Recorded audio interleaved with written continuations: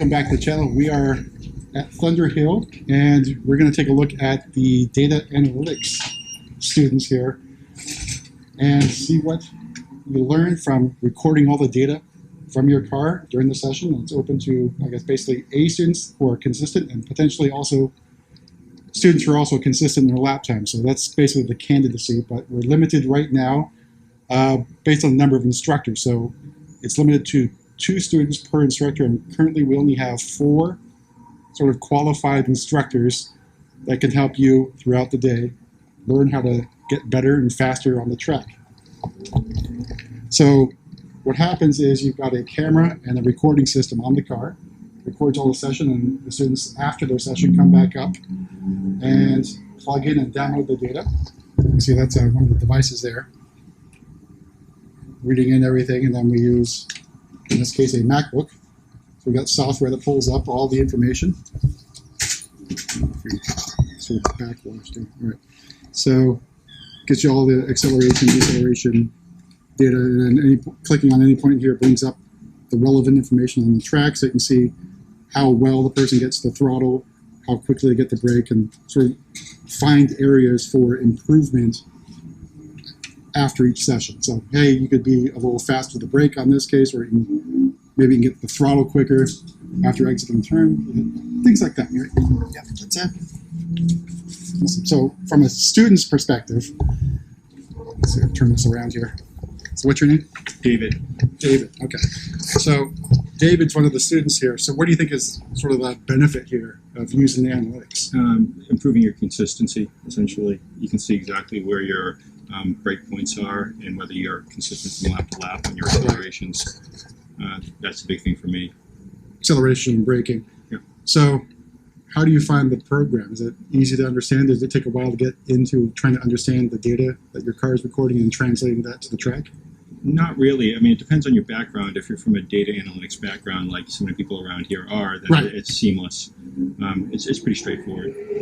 Pretty straightforward to translate. So, do you set goals before going out the first session? Absolutely. I mean, the idea is that you should never go out in a session without goals to begin with. Right. And pretty much for all of us in this group, it's about improving smoothness, consistency, and that's the path to fastness. And then after the first session, these guys get a chance to take a look at how well we're achieving our goals. Right. So the goal is basically have the lines almost exactly the same. Exactly. You want to be braking in the same place, the same amount every single time. That's great. So have you met your goal so far today? It'll be years before I meet my goals. But getting consistently better. So is this the first time you've used the analytics course, or a repeat customer? This is the first time. Okay. How did you find out?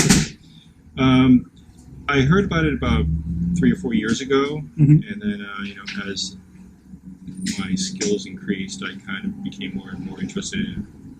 I mean, there's a certain amount of subjectivity to an in-seat instructor, and data doesn't lie. And, exactly. And pretty much having the data there tells you, you're not doing as well as you could be, even if someone's giving you the thumbs up.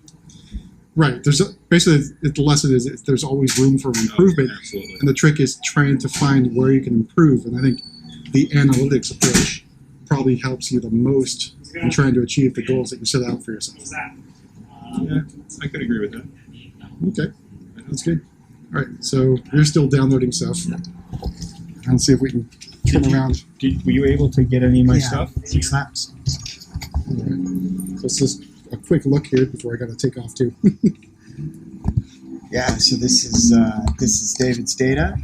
So you can see here that we're looking at the speed at various places around the racetrack, and the longitudinal acceleration, or how much he's accelerating or decelerating. Okay. And we're going to use this data to look at his braking points, how aggressively he's getting on the brake, how quickly he's getting off the brake, and use that to give him ways to improve for his next session out later today.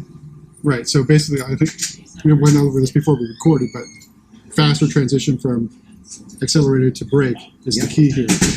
It's one of the keys, absolutely. Okay. Yep. And faster transitions from brake back to acceleration. Okay. which he's done a really good job at. Yeah, that's So, yeah, especially this with a is- nice angle going back up either That's right. direction. Yep, that's right. So really good transitions here. Really good transitions here. Very consistent braking pressure here and here. So yeah, David's improved quite a bit from his first session this morning, and good to hear. we'll come up with new things to work on for his next session. All right, so I think I got to get rolling, but it was great getting in here and recording this and trying to understand what's going on. So hopefully more people become interested in this stuff and see where they can really improve using the data. All right, thanks, guys. Thanks. All right.